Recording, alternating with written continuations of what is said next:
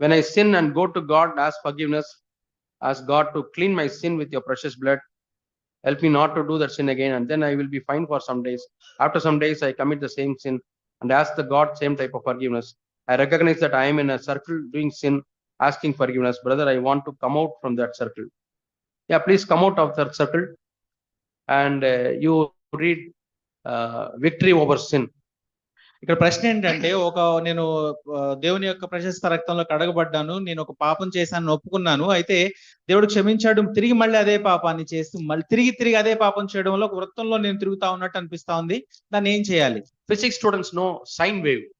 Physics ఏం చెప్తుందంటే ఒక సైన్ వేవ్ గురించి చెప్తుంది. It goes up, comes down, పైకి వెళ్తుంది, కిందకి వస్తుంది, పైకి వెళ్తుంది, కిందకి వస్తుంది, ఒక అలలాగా, like a wave, అలలాగా.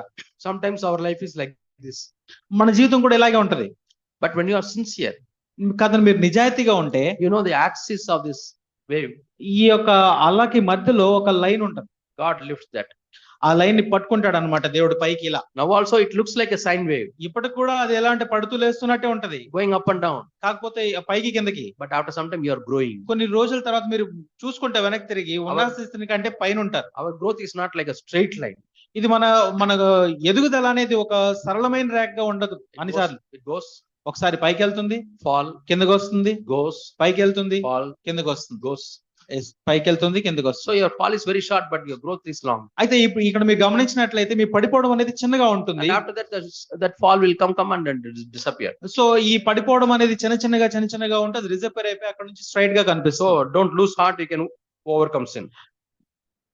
Don't lose heart.